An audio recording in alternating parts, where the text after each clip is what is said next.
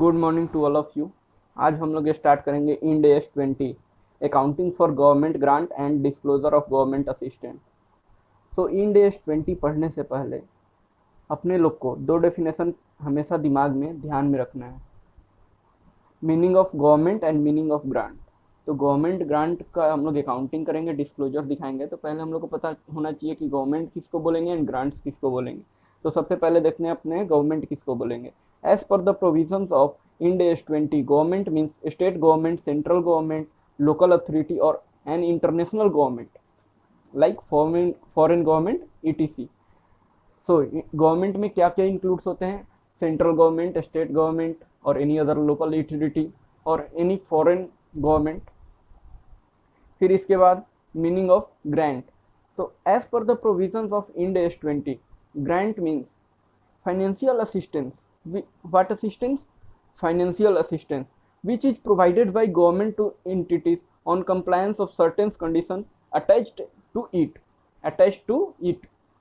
तो इसका मतलब ग्रांट हम लोग को कब मिलेगा? जब कुछ कंडीशंस होंगे जिसको हम सेटिस्फाई करेंगे तब हम लोग को ग्रांट्स मिलेगा। ठीक है, तो हम लोग को इसमें एक चीज ध्यान रखना है कि ग्रांट क्या है। ग्रांट एक टाइप ऑफ सब्सिडी है, लेकिन ये सब्सिडी ही नहीं है। Subsidy much wider concept than the grant. तो ग्रांट को हम लोग एक काइंड ऑफ सब्सिडी बोल सकते हैं, और टाइप ऑफ सब्सिडी बोल सकते हैं। ओके, तो अब हम लोग को इंड एस 20 में क्या क्या कवर करना है। तो पहले देखते हैं कि अपना ग्रांट्स कितने तरीके से मिल सकते हैं सरकार से। तो दो तरीके से मिल सकते हैं, या तो मोनेटरी होंगे या नॉन मोनेटरी होंगे। तो मोनेटरी लाइक वो तो एक डायरेक्ट कैश में मिलेंगे, मतलब बैंक अकाउंट में क्रेडिट हो जाएंगे। एंड एक नॉन मोनेटरी लाइक कि आपको कंसेशन इंटरेस्ट रेट पे आपको कुछ प्रॉपर्टी मिल जाए, या फिर कंसेशन रेट पे ही आपको प्रॉपर्टी सरकार दे दे। मार्केट का जो इंटरेस्ट रेट चल रहा है उससे लेस रेट पे आपको कोई लोन प्रोवाइड करा दे, तो उसको नॉन मोनेटरी ग्रांट्स बोलते हैं। तो अपने मोनेटरी ग्रांट्स में क्या क्या पढ़ेंगे? तो grant for assets, grants for expenses, grants for new setup. ठीक है, तो फिर अब ग्रांट्स फॉर एसेट्स में क्या पढ़ेंगे? Depreciable and non depreciable. And non monetary में पढ़ेंगे grant for assets and forgivable loan. तो forgivable loans are most important topic in Ind AS 20। तो अभी हमने देखा कि क्या क्या कवर होते हैं, तो अभी हम अपने देखेंगे कि आउट ऑफ कवरेज क्या क्या होते हैं। तो as per the provisions of Ind AS 20, the following grant should not be covered under the scope of Ind AS 20। Agriculture grants, इसको हम लोग इंड एस 41 में देखेंगे। Government participation in ownership of an entity. तो government का participation like कि जब government 50% से अधिक का स्टेक किसी कंपनीज में एक्वायर कर ले, तो उस केस में भी उसको गवर्नमेंट स्टेक नहीं मानेंगे, गवर्नमेंट ग्रांट नहीं मानेंगे, उसको गवर्नमेंट स्टेक बोलेंगे। Tax benefit provided by government in the form of tax holiday period, like कि जब आप बिजनेस एस्टेब्लिश कर दें तो फॉर द फर्स्ट 5 ईयर्स आपको जो टैक्स में बेनिफिट्स मिलते हैं, तो उसको हम लोग गवर्नमेंट ग्रांट नहीं मानेंगे। ठीक है, तो गवर्नमेंट ग्रांट को दो तरीके से रिकॉर्ड हो सकते हैं। ये बहुत ही डिबेटेबल इशू है। एक तो होता है कैपिटल अप्रोच, दूसरा होता है रेवेन्यू इनकम अप्रोच। तो कैपिटल अप्रोच में हम लोग क्या करते हैं? डायरेक्ट कैपिटल रिजर्व में दिखा देते हैं। जो भी आपको ग्रांट गवर्नमेंट से मिला उसको हम लोग सीधे गवर्नमेंट ग्रांट में दिखा देंगे, सॉरी कैपिटल रिजर्व में दिखा देंगे। लेकिन इनकम अप्रोच में क्या करते हैं? उसको अदर इनकम में दिखाते हैं, वो उसको पीएनएल से अपना बुक्स में एंट्री करते हैं, पीएनएल में दिखाते हैं। तो कैपिटल अप्रोच में क्यों दिखाते हैं? तो इसके लिए क्या अपने अपने डिस्कशन है, इसके लिए देखते हैं अप्रोच क्या है। तो प्रोफेशनल्स का approach in the capital approach क्या है कि the government grant are not earned like income during normal course of business. तो जो कैपिटल अप्रोच के फेवर में है वो बोलते हैं कि गवर्नमेंट ग्रांट आपको नॉर्मल कोर्स में नहीं मिलता है, आपको कभी कभार मिलता है। तो इसको हम लोग को एज ए कैपिटल रिजर्व में दिखा देना चाहिए। And government grant is a financial instrument which is provided by government like a source of fund. और उनका कहना है कि ये एक काइंड ऑफ फाइनेंशियल इंस्ट्रूमेंट है जो कि गवर्नमेंट के द्वारा आपको फाइनेंशियल असिस्टेंस इसके थ्रू मिलता है।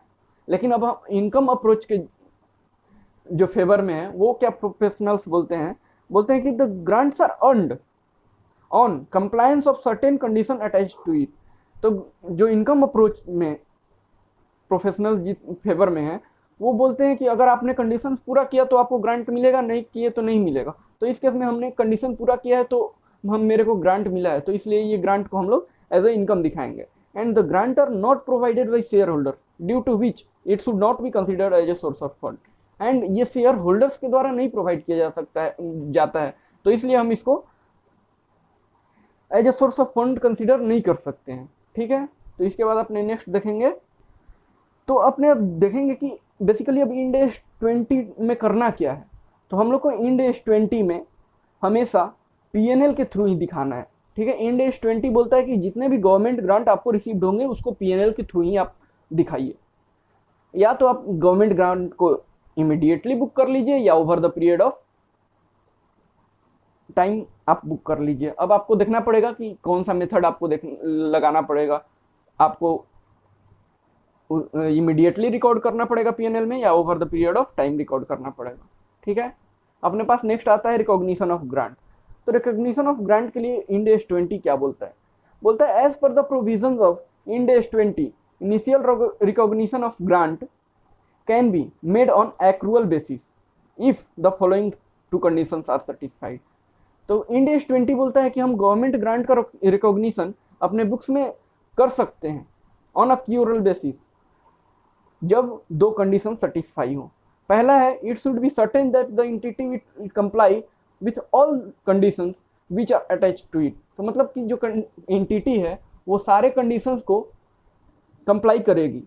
And it is also certain that the entity will receive money from such grant.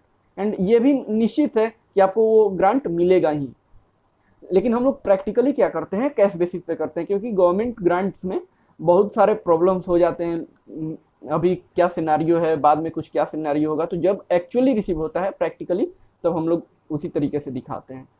तो अगर एक्रूअल बेसिस पे रिकॉर्ड कर रहे हैं तो हम लोग का उस समय जर्नल एंट्री एक पास करेंगे, receivable account debit to government grant.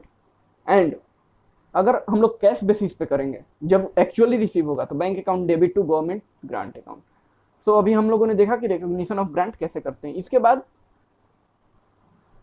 बाद हम अपने देखेंगे अकाउंटिंग फॉर मॉनेटरी ग्रांट्स। तो मॉनेटरी ग्रांट्स में हमने पढ़ा था कि ग्रांट एसेट्स के लिए मिल सकता है, एक्सपेंसेस के लिए मिल सकता है, न्यू बिजनेस सेटअप करने के लिए मिल सकता है। तो सबसे पहला अपने यहाँ पे स्टार्ट करते हैं ग्रांट्स फॉर एसेट। तो एसेट्स के लिए जो ग्रांट्स मिलेंगे वो दो एसेट्स के लिए मिल सकते हैं, या तो टेंजिबल या तो इंटेंजिबल। तो जब टेंजिबल एसेट्स के लिए मिलेंगे तो टेंजिबल में भी अपने पास दो केस आ गए, डिप्रिसिएबल, नॉन डिप्रिसिएबल। ठीक है, तो टेंजिबल में जब डिप्रिसिएबल एसेट्स के लिए मिलेंगे तो अपने पास दो मेथड्स है ग्रांट को बुक्स में रिकॉर्ड करने का। पहला है assets reduction method and second one is amortisation method. तो एसेट्स रिडक्शन में हम लोग क्या करते हैं, उससे पहले हम लोग देखते हैं कि ये दोनों मेथड्स में करना क्या है। तो both methods are equally prominent and any method can be selected for accounting based on the choice of the entity.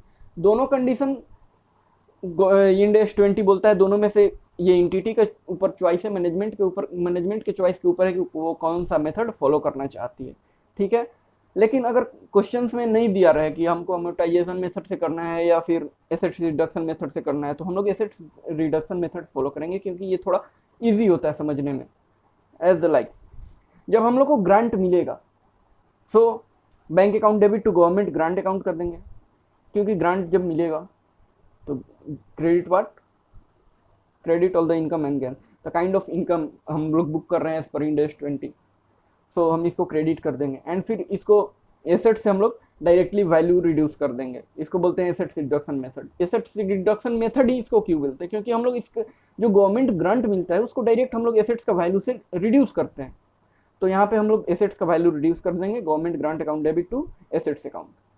ठीक है, अब बैलेंस शीट डेट पे क्या करेंगे, मान लीजिए कि आपके पास एसेट्स आपने खरीदा 10 लाख का, 10 लाख में से अपने 2 साल बाद 8 लाख का आपके पास एसेट्स बचा, उस टाइम आपको ग्रांट्स मिला, तो ग्रांट्स मिलेगा 8 लाख, मान लीजिए 4 लाख का ग्रांट मिला तो 4 लाख डायरेक्ट आप उसमें से एडजस्ट कर देंगे।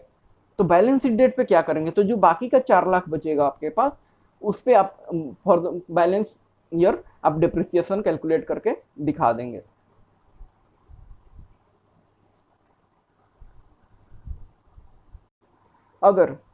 किसी किसी केस में होता है कि मान लीजिए आपका कैरिंग अमाउंट 8 लाख एसेट्स का बचा, लेकिन आपको ग्रांट ही 10 लाख का मिल गया, तो उस केस में क्या करेंगे कि जो बाकी का एक्सेस अमाउंट होगा उसको हम लोग डायरेक्ट पीएनएल में दिखा देंगे, ठीक है। और कभी कभी क्या होता है कि मान लीजिए कि आपको जब 8 लाख आपका एसेट्स का वैल्यू था तब आपको ग्रांट मिला, लेकिन आपका जो कंडीशन था, आपने जब ग्रांट मिला उस समय आपका सेटिस्फाई हो रहा था, लेकिन आफ्टर 2 ईयर्स आपका अब वो कंडीशन सेटिस्फाई नहीं हो रहा था, तो उस केस में आपको जो ग्रांट मिला था उसको आपको रिफंड भी करना पड़ सकता है। तो जब ग्रांट रिफंड करना होगा तो उस समय अपने बुक्स में क्या ट्रीटमेंट करेंगे? तो जब तो हमको ग्रांट मिल रहा था तो उस समय हम लोग कर रहे थे government grant account debit to assets account, तो इस समय उसका रिवर्सल एंट्री पास कर देंगे, assets account debit to government grant account, या ठीक है। तो यहाँ पे हम इसको एग्जाम्पल के तरीके से समझेंगे, ठीक है। जैसे cost of plant and machinery 10 lakh का, useful life 10 years, grant received after 2 years of acquisition 4 lakh का मिला, grant to be refunded due to non compliance of condition after 2 years, तो मतलब कि जब ग्रांट मिला उसके 2 साल बाद आपने नॉन कंप्लायंस किया तो उसके बाद हम लोग को ग्रांट रिफंड भी करना पड़ गया। तो इसके लिए हम लोगों ने बनाया ओरिजिनल कॉस्ट ऑफ एसेट्स अपना कितना था 10 लाख, 10 लाख में से 2 साल के लिए हम लोगों ने डिप्रिसिएशन घटा दिया तो बचा 8 लाख, 8 लाख में से 4 लाख का हमको ग्रांट मिल गया तो 4 लाख बचा, 4 लाख में से फिर बैलेंस अमाउंट 2 साल बाद बोलता है तो फिर 2 साल के लिए हम डिप्रिसिएशन घटाएं तो 2 साल के लिए ये जो रिड्यूस्ड वैल्यू है 4 लाख, ये जो रिड्यूस्ड वैल्यू है 4 लाख, इस पे हम लोगों ने डिप्रिसिएशन कैलकुलेट किया है, ठीक है। तो हमने पहले जैसे पढ़ा था कि डिप्रिसिएशन रिड्यूस्ड वैल्यू पे कैलकुलेट करेंगे, तो देखिए यहाँ पे हम लोगों ने रिड्यूस्ड वैल्यू पे कैलकुलेट किया, ठीक है। तो फिर इसके बाद डिप्रिसिएशन माइनस किए, फिर यहाँ पे देखिए रिफंड ग्रांट हो गया, ग्रांट जब 4 लाख का रिफंड हो गया तो फिर टोटल कैरिंग अमाउंट है यानी जो बैलेंस ईयर, यहाँ पे 2 साल गया, 10 साल में से 2 साल 8 साल, यहाँ पे 2 गया 6 साल, यहाँ पे देखिए 6 साल में हम लोगों ने डिवाइड किया तो यहाँ पे अभी डिप्रिसिएशन का अमाउंट बढ़ गया, ओके, जो कि पहले 50,000 हुआ करता था अब 1,16,667 रुपए हो गए। तो ऐसे ही कैसे फिर हम लोग अभी अपने देख रहे हैं अमोर्टाइजेशन मेथड। तो अमोर्टाइजेशन मेथड में हम लोग क्या कर सकते हैं? अमोर्टाइजेशन मेथड में हम लोग डायरेक्ट एसेट से वैल्यू रिड्यूस नहीं करते हैं, हम इसके लिए एक अलग सेपरेट अकाउंट मेंटेन करते हैं डिफर्ड ग्रांट अकाउंट का, एंड जितना फॉर द ईयर, मान लीजिए कि आपको 8 साल आपका एसेट्स का लाइफ बचा हुआ है एंड 8 साल के लिए उसको इक्वली डिवाइड कर देंगे एंड पीएनएल के माध्यम से उसको दिखाते रहेंगे, ठीक है। तो देखिए जैसे बैंक अकाउंट डेबिट हो गया टू गवर्नमेंट के ग्रांट, फिर government grant account debit to deferred grant, तो हमने यहाँ पे एसेट्स नहीं किया, डेफर्ड ग्रांट में डाल दिया, एंड ये डेफर्ड ग्रांट्स में से balance amount deferred grant to PNL करते हुए दिखा देंगे, ठीक है। तो यहाँ पे एक बार थियोरी देख लेंगे, as per the provision grant will not be adjusted against cost of asset but it will be transfer to a separate account deferred grant account, ठीक है। तो अब इसका अमोर्टाइजेशन कैसे करेंगे? तो as per the provision balance in deferred grant account will be amortised in PNL account at each year at balance sheet date according to method of depreciation which will be opted by the entity। मान लीजिए कि अब entity इस case में क्या करता है, या तो वो एसएलएम फॉलो करेगा या फिर वो डब्ल्यूडी फॉलो करेगा। तो जिस केस में कोई एंटिटी एसएलएम फॉलो करता है तो उसको क्या करेंगे, जितना डेफर्ड ग्रांट का बैलेंस होगा, मान लीजिए फॉर द केस 1 लाख हुआ एंड उसका मान लीजिए 1 लाख हुआ और उसका 10 साल का लाइफ है, ठीक है, तो हम इसको 10-10 हज़ार करके दिखा देंगे। अगर मेथड ऑफ डेफिनेशन डब्ल्यूडीवी के हिसाब से, मतलब रिटेन्ड वैल्यू मेथड के हिसाब से, तो जितना डिफर्ड ग्रांट का बैलेंस होगा उतना परसेंटेज ऑफ डिप्रिसिएशन घटा देंगे। मान लीजिए कि 10% है तो अपना 1 लाख था, 1 लाख का 10% कर देंगे तो 10,000 हो गया। नेक्स्ट ईयर बचा अपने पास 90,000, 90,000 का 10% कर देंगे तो बचा अपने पास 9,000 हो गया। फिर बचा यहाँ पे 81,000 का कर देंगे 10%, तो ये अपना हो जाएगा 8100। ऐसे ही करते करते हम लोग पीएनएल में दिखा देंगे, ठीक है। यहाँ पे the amortisation amount shall be disclosed in PNL under heading other income. तो जो हम डेफर्ड ग्रांट से पीएनएल में ट्रांसफर करेंगे उसको हम लोग अदर इनकम में शो करेंगे, एंड जो मान लीजिए कि हमने यहाँ पे 10,000 अमोर्टाइज कर दिया तो इसको दिखाएंगे हम लोग पीएनएल में अंडर अदर इनकम, लेकिन जो बाकी का 90,000 है इसको हम लोग under the heading other equity में बैलेंस शीट में दिखाएंगे, ठीक है। तो अब इस केस में अगर ग्रांट रिफंड करना पड़ा, अगर अमोर्टाइजेशन मेथड में ग्रांट रिफंड करना पड़ा तो उस समय हम लोग क्या करेंगे? तो उस समय हम लोग जैसे यहाँ पे एसेट्स से नहीं रिड्यूस कर रहे थे, हम लोग पीएनएल में ट्रांसफर कर रहे थे, तो पीएनएल को क्रेडिट कर रहे थे तो यहाँ पे पीएनएल को डेबिट कर देंगे, और डिफर्ड ग्रांट अमाउंट में जो बैलेंस बचा हुआ होगा उसको डेबिट कर देंगे। तो deferred grant account debit to PNL account to bank. ठीक है। अगर रिफंड जो अनअमोर्टाइज बैलेंस है, मान लीजिए कि यहाँ पे हमने पास 90,000 है लेकिन रिफंड ऑफ ग्रांट 80,000 ही हुआ, तो जो बैलेंस अमाउंट है वो मान लीजिए अभी 6 साल के लिए है, तो मान लीजिए 10,000 जो अपने पास बैलेंस बचा तो वो 6 साल में उसको हम लोग अमोर्टाइज कर देंगे। ठीक है। अब यहाँ पे आते हैं grant for non depreciable asset. तो यहाँ पे दो कंडीशन हो सकते हैं, या तो कुछ कंडीशन के साथ मिलेगा कि जैसे डेवलपिंग राइट्स, आपको लैंड मिल गया उसके ऊपर आपको बिल्डिंग्स बनाने हैं, या फिर ये सराय बनाने हैं, या फिर कोई हॉस्पिटल खोलना है। एंड कुछ हो गया कि विदाउट कंडीशन मिल गया, जैसे कि आपको कोई सरकार ने लैंड दे दिया फ्री में, तो उस केस में क्या होगा, तो जब विदाउट कंडीशन होगा तो उसमें हम लोग डायरेक्ट पीएनएल में दिखा देंगे। ठीक है। If any grant is received for non depreciable assets without any condition then the grant should be credited to PNL statement, bank account debit to government grant account debit to PNL. ठीक है। लेकिन अगर conditions के साथ मिलेगा तो फिर क्या करेंगे, फिर कंडीशन के साथ मिलेगा तो bank account debit to government grant account and then government grant to deferred grant, और जब जैसे जैसे उसका कंडीशंस पूरे होंगे वैसे वैसे हम उसको over the period of time PNL में दिखाते जाएंगे। ठीक है। अगर इसमें रिफंड होता है तो फिर जैसे पहले केस में विदाउट कंडीशन था, तो विदाउट कंडीशन में हम लोग direct profit and loss account credit किए थे तो profit and loss account debit to bank account कर देंगे। यहाँ पे डिफर्ड ग्रांट अकाउंट क्रेडिट किए थे तो deferred grant account debit to PNL account, अगर कोई बैलेंसिंग फिगर लगेगा, and then to bank account कर देंगे। ठीक है। तो यहाँ पे अपने पास ग्रांट फॉर एसेट्स कंप्लीट होता है। फिर यहाँ पे हम लोग देखेंगे ग्रांट फॉर एक्सपेंसेस।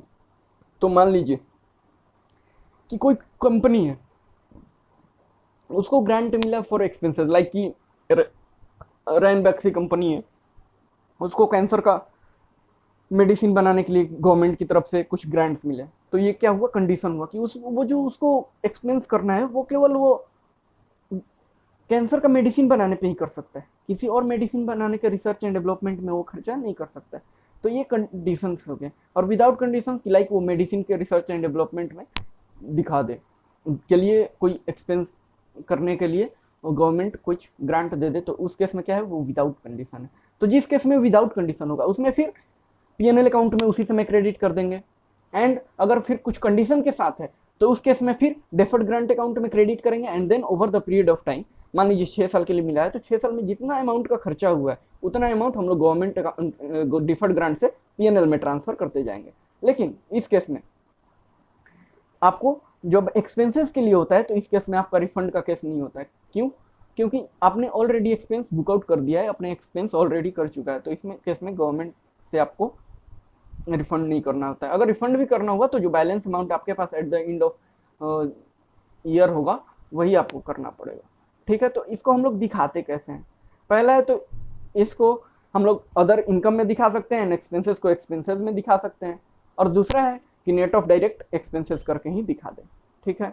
अगर किसी किसी केस में फाइनेंशियल सपोर्ट के लिए, इमीडिएट फाइनेंशियल सपोर्ट के लिए मिला तो उस केस में हम लोग पीएनएल अकाउंट में ही दिखा देंगे। लाइक कि अभी जैसे वोडाफोन आइडिया का केस चल रहा है, इस केस में गवर्नमेंट अगर ग्रांट दे दे उन लोग को, तो इस केस में क्या करना होगा कि उन लोग का डायरेक्ट पीएनएल अकाउंट में ही ये देखेगा और उनका लॉसेस से सेटअप हो जाएगा। ठीक है। इसके बाद आता है अपने पास government grant for immediate setup of business. If any grant is provided by government to an entity for setting up a new business, then such grant will be transferred to profit and loss account immediately. Like कि जैसे backward areas होते हैं, उस area में अपना business setup करने के लिए गवर्नमेंट कुछ एंटिटीज को ग्रांट्स देती हैं, तो उस केस में क्या होगा कि उसमें पीएनएल अकाउंट में डेबिट कर देंगे। और इस केस में अगर रिफंड होता है तो प्रॉफिट एंड लॉस अकाउंट से हम लोग उसको डेबिट करके दिखा देंगे। ठीक है। तो यहाँ पे अपना कंप्लीट होता है मॉनेटरी ग्रांट्स।